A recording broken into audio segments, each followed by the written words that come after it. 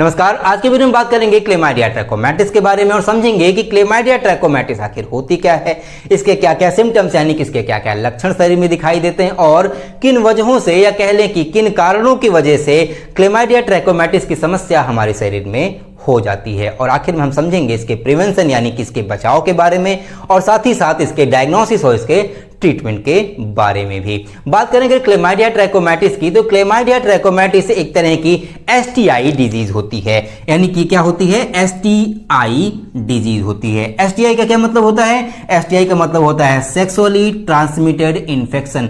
इसका मतलब ये हुआ कि जो बीमारी है यानी कि जो क्लेमाइडिया ट्रैकोमैटिस की बीमारी है ये पूरी तरह से सेक्सुअली ट्रांसमिट होने वाली बीमारी है। अब चूंकि सेक्सुअली ट्रांसमिट होने वाली बीमारी है तो ये मेल बॉडी और फीमेल बॉडी के रिप्रोडक्टिव सिस्टम या उसके जेनाइटल पार्ट या कह लें कि सेक्स ऑर्गन के अंदर होने वाली समस्या है।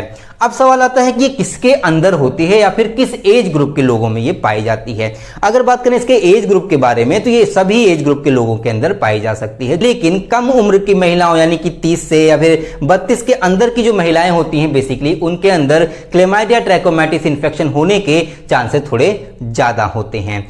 बात करें अगर इसके इलाज के बारे में तो इसका इलाज पूरी तरह से संभव और बहुत ही आसान होता है, लेकिन अगर इसका इलाज समय से या फिर पूरी तरह से इसका इलाज अगर नहीं किया गया तो ये एक बड़ी समस्या का रूप भी यानी कि एक गंभीर समस्या का रूप भी कहीं ना कहीं ले सकती है। तो ये तो बात हो गई क्लेमाइडिया ट्रैकोमैटिस की समस्या के बारे में कि क्लेमाइडिया ट्रैकोमैटिस की समस्या या फिर बीमारी आखिर होती क्या है। अब बात आती है इसके सिम्टम्स के बारे में कि अगर किसी महिला के अंदर या किसी पुरुष के अंदर क्लेमाइडिया ट्रैकोमैटिस की समस्या या फिर इन्फेक्शन अगर हो जाता है तो ऐसे में उसके अंदर क्या क्या सिम्टम्स या क्या क्या लक्षण दिखाई देते हैं। तो चलिए हम बात कर लेते हैं इसके सिम्टम्स के बारे में।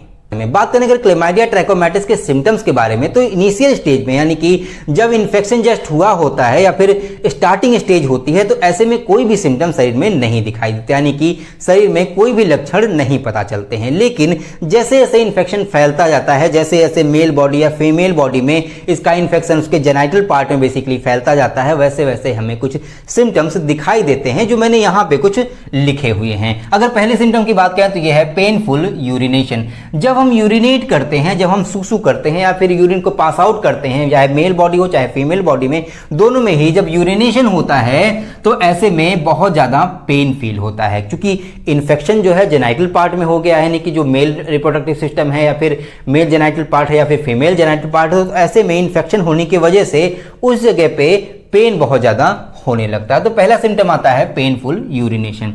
सेकंड अगर हम बात करें तो ये है vaginal discharge. Vaginal discharge basically ये वुमेन के अंदर होता है। वुमेन के अंदर जो वेजाइना होती है, वेजाइना बेसिकली एक तरह की कैविटी या फिर एक तरह का पैसेज बेसिकली मान सकते हैं आप।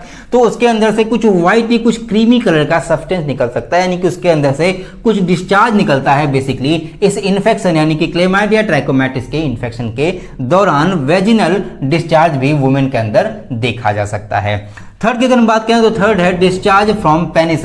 जिस तरह से डिस्चार्ज वेजिनल डिस्चार्ज जिस तरह से होता है यानी कि वेजाइना के अंदर से जिस तरह से डिस्चार्ज निकलता है, ऐसा ही कुछ व्हाइटी या फिर कुछ क्रीमी कलर का सब्सटेंस या लिक्विडी सब्सटेंस बेसिकली गाढ़ा सा कुछ पदार्थ पेनिस के मेल बॉडी में, ठीक है, मेन बॉडी में पेनिस होता है, फीमेल बॉडी में वल्वा या फिर वजाइना होती है, ठीक है। तो मेल बॉडी के पेनिस पार्ट से बेसिकली कुछ व्हाइटी सब्सटेंस बेसिकली निकल सकता है या फिर डिस्चार्ज के रूप में कुछ पेनिस से बाहर निकल सकता है ट्रैकोमैटिस की कंडीशन में, ठीक है। आगे अगर हम बात करें तो ये है painful sexual intercourse. Painful sexual intercourse का मतलब हुआ कि जब क्वाइटस हो रहा होता है मेल फीमेल के बीच में या फिर सेक्सुअल इंटरकोर्स हो रहा होता है तो ऐसे में मेल और फीमेल जिसके अंदर भी इंफेक्शन इसका होता है तो ऐसे में उसके अंदर बहुत ज्यादा पेन भी उसके जेनाइटल पार्ट में फील हो सकता है।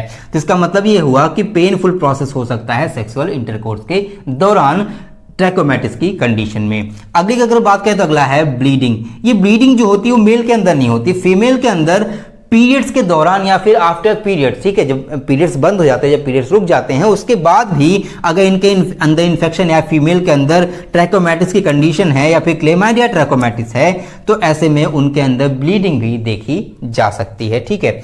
लास्ट की अगर हम बात करें तो यह है टेस्टिकुलर पेन। देखिए मेल बॉडी में टेस्टिकल्स होते हैं, टेस्टिकल से स्पर्म का निर्माण करते हैं जो स्क्रोटम के अंदर यानी कि पाउच लाइक जो स्ट्रक्चर लटका सा होता है उसके अंदर उपस्थित होते हैं। तो इन टेस्टिकल्स में बेसिकली पेन होने लगता है, या फिर उनके अंदर इन्फेक्शन अगर अंदर तक फैल गया तो ऐसे में जो टेस्टिकल्स होते हैं या फिर जो टेस्टिस होता है उसके अंदर भी इन्फेक्शन जब फैल जाता है तो ऐसे में जो टेस्टिकल्स है उसके अंदर पेन होने लगता है। तो बेसिकली ये कुछ सिम्टम्स हैं जो क्लेमाइडिया ट्रैकोमैटिस की कंडीशन में मेल बॉडी और फीमेल बॉडी में देखे जा सकते हैं। अब बात कर लेते हैं इसके कॉजेज के बारे में कि क्या क्या बेसिकली इसके कारण हो सकते हैं जिस वजह से क्लेमाइडिया ट्रैकोमैटिस की कंडीशन मेल बॉडी और फीमेल बॉडी के अंदर बन जाती है।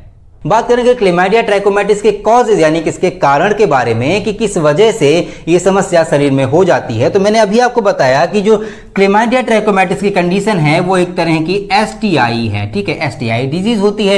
एसटीआई का मतलब होता है सेक्सुअली ट्रांसमिटेड इन्फेक्शन। अब चूंकि ये सेक्सुअली ट्रांसमिटेड इन्फेक्शन है तो सीधी सी बात है ये ट्रांसमिट होगा यानी कि वो फैलेगा। अब जो फैलने वाली जितनी भी बीमारियां होती है उसमें दो केसेस होते हैं, एक तो वायरल होता है, ठीक है, एक तो वो वायरल हो सकती है फिर वायरस की वजह से हो सकती हैं और दूसरा होता है बैक्टीरिया की वजह से, ठीक है, वो किसी ना किसी बैक्टीरिया की वजह से ये इन्फेक्शन होता है।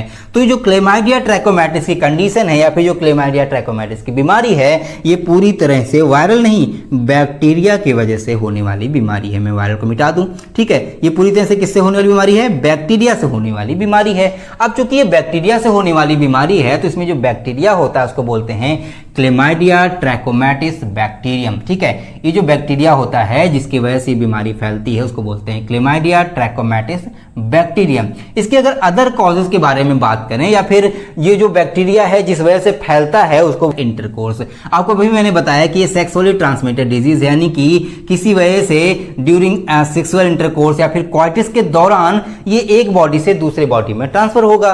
तो जो इंटरकोर्स होता है बेसिकली उसमें कोई दिक्कत नहीं। अगर ये इंटरकोर्स एबनॉर्मल होता है, मान लीजिए कि किसी तरह का अलग सा जो है वेजिनल इंटरकोर्स होता है या फिर किसी तरह का ओरल इंटरकोर्स हो रहा है या फिर किसी तरह का एनल इंटरकोर्स हो रहा है जो एबनॉर्मल है एक तरह से, तो उसके दौरान या फिर ऐसे इंटरकोर्स के दौरान आपके अंदर काफी ज्यादा चांसेस बन जाते हैं क्लेमाइडिया ट्रैकोमैटिस बैक्टीरियम के एंटर करने के। तो ऐसी सिचुएशन में आपके अंदर क्लेमाइडिया ट्रैकोमैटिस के का इन्फेक्शन या फिर आपके अंदर ये बीमारी हो सकती है। नेक्स्ट की अगर बात करें तो ये है मल्टीपल सेक्स पार्टनर। अगर आपके सेक्स पार्टनर बेसिकली जिनके साथ आप इंटरकोर्स करते हैं अगर वो पार्टनर बदलते रहते हैं या फिर कई सारे पार्टनर हैं तो ऐसे में आपके अंदर एक तो HIV की भी कंडीशन बन जाती है, ठीक है ना, HIV के भी केसेस बन सकते हैं और दूसरे क्लेमाइडिया ट्रैकोमैटिस बैक्टीरियम यानी कि क्लेमाइडिया ट्रैकोमैटिस की जो बीमारी है जो इन्फेक्शन है इसके भी चांसेस बहुत ज़्यादा बन जाते हैं।